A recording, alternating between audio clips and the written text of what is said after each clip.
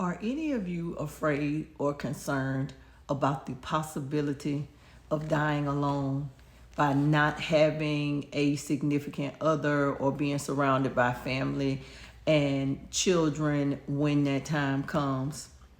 Have you looked around and realized that there are a lot of us that are over the age of 50 that are single and solo, whether we are single, divorced, widowed, or just living alone? It's a common thing these days.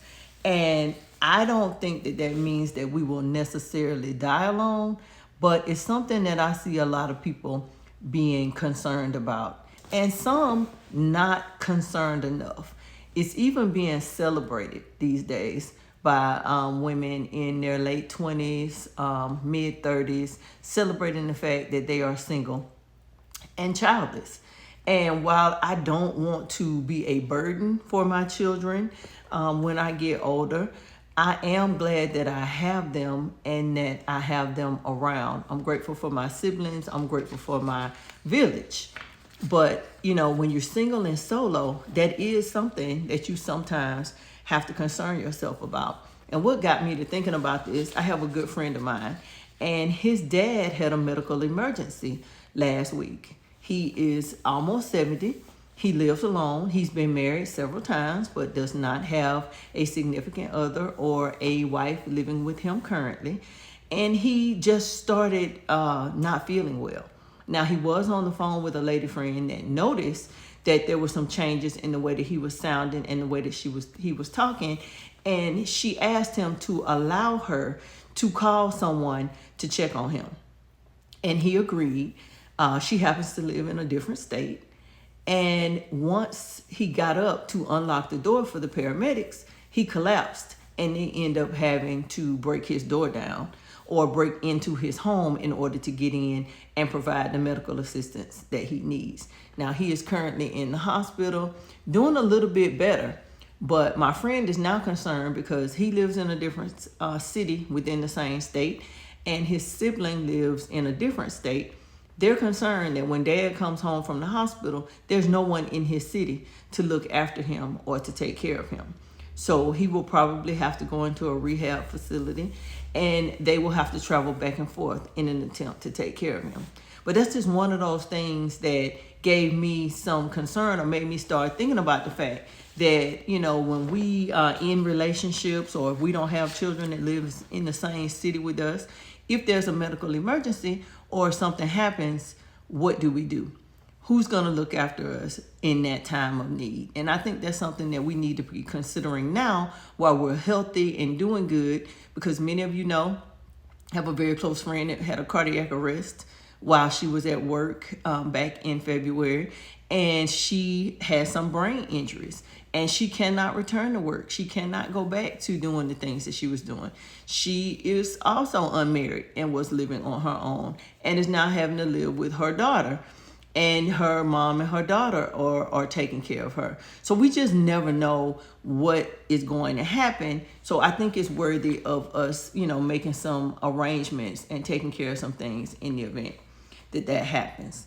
More and more people are single these days. More and more people are living alone. More and more people are childless and unapologetically so. And there are even a lot of men, I think even more men than women, that live by themselves and don't have someone to step in that time of need or emergency. So I think we need to take a page out of Big Mama's book. I can remember when my grandfather passed away. My grandmother did live by herself, but she was constantly surrounded by people. There were 10 of us in terms of grandchildren. She had her 2 children. My aunt passed away before my grandfather, but she had my mom and my uncle. That neighborhood was very tight-knit, very close. She was very close to neighbors on both sides and across the street from her, and they looked out for each other. So even though she was living by herself, there was always somebody just a few steps away if she needed them. And when she did get to the point when she could no longer live alone, my mom and uncle took turns, staying with her. And once she passed away, my uncle sold his home in a different part of town and moved into my grandparents' home. And he is now there, fastly approaching 80 years old, living by himself and is in need of someone to take care of him in the event that he can no longer take care of himself. So I'm surrounded by people that are in a very serious situation.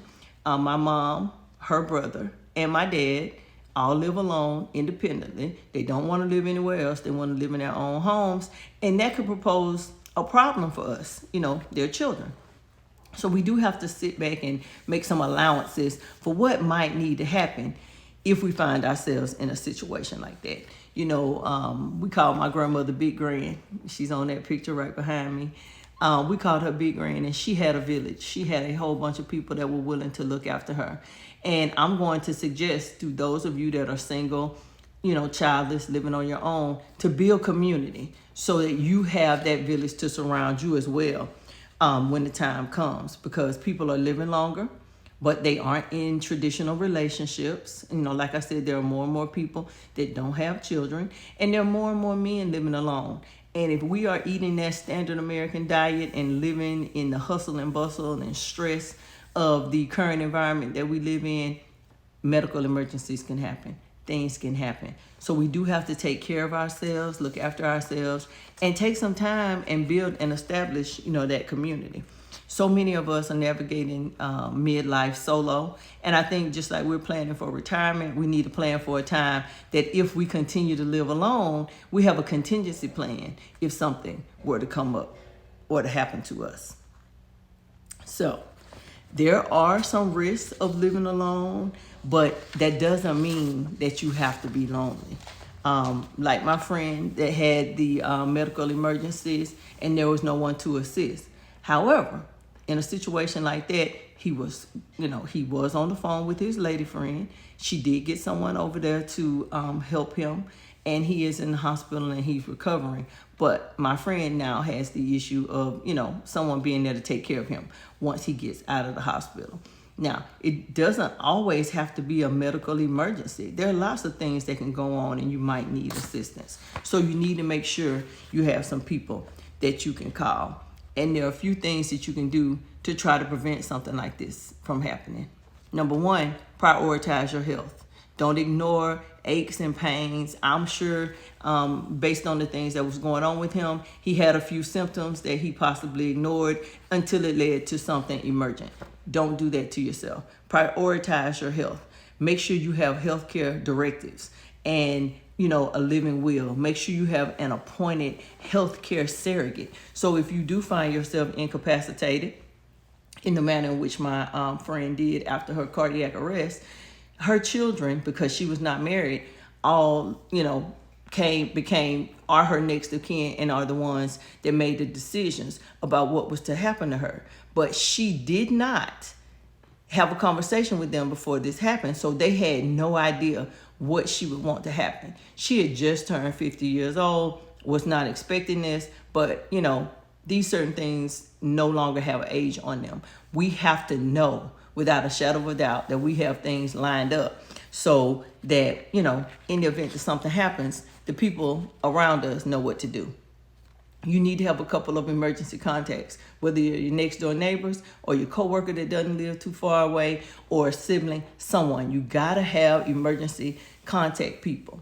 You need to make sure that your legal and your financial paperwork is taken care of. You need to have a will. You need to have a power of attorney. If you can put your things in a trust so that you get the final say-so over what happens, that's the best thing to do. Make sure all of your beneficiaries are up to date on all of your accounts.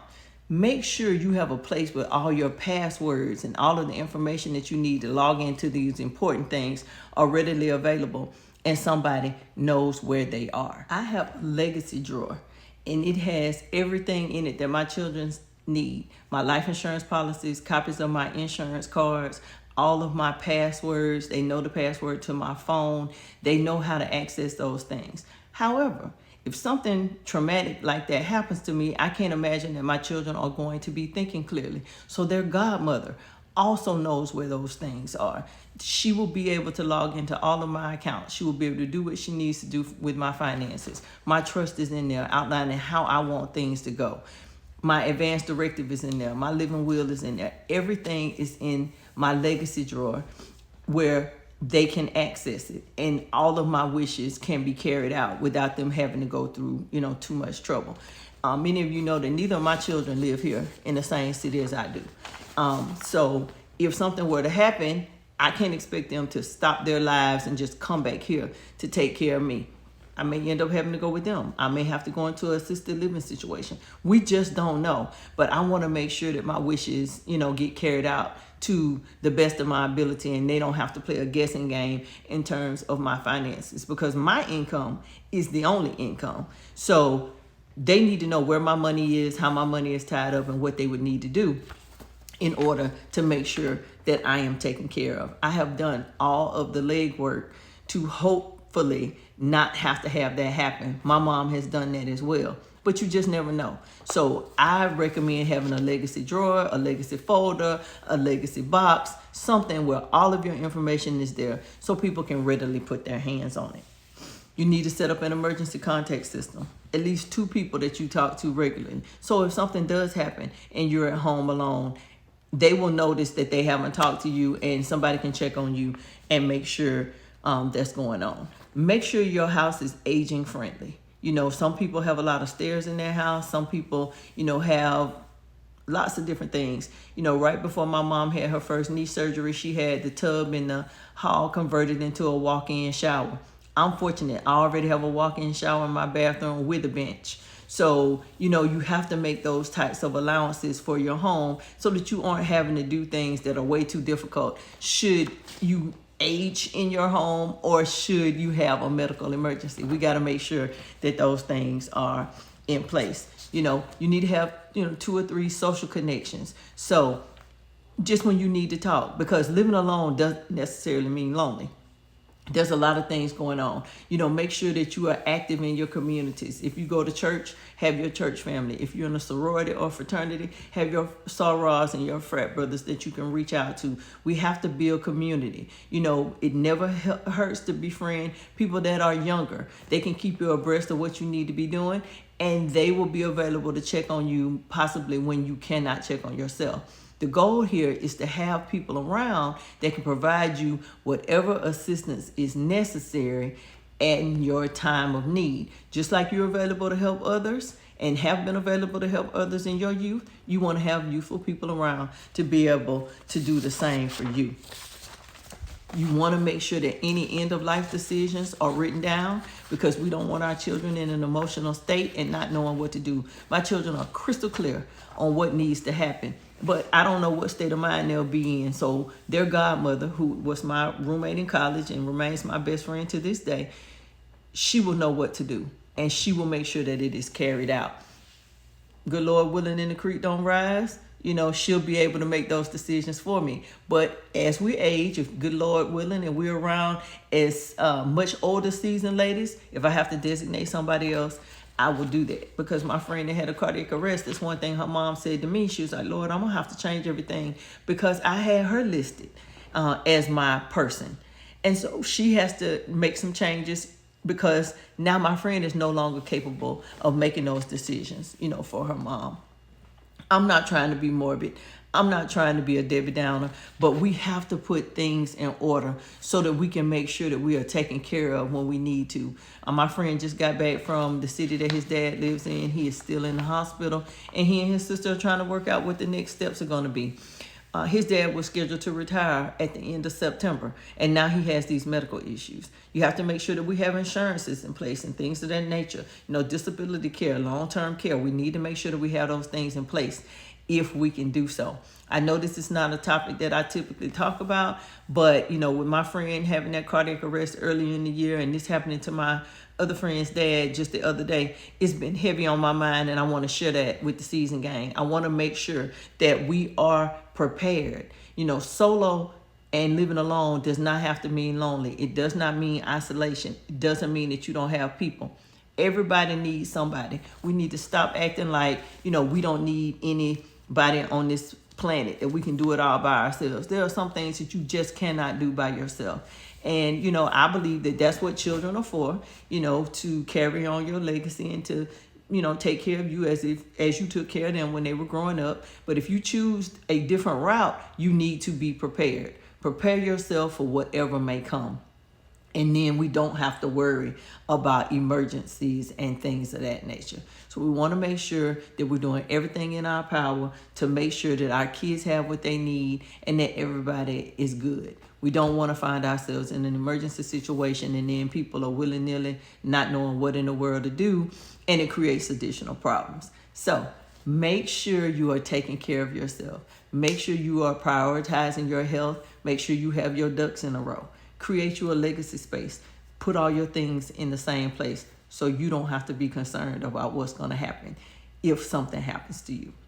This is not our typical content, but I think it's important nevertheless. So, like the video, subscribe to the channel. Do yourself a favor and make sure you take care of these things, because if you don't take care of you, nobody else will. Until the next time, toodles.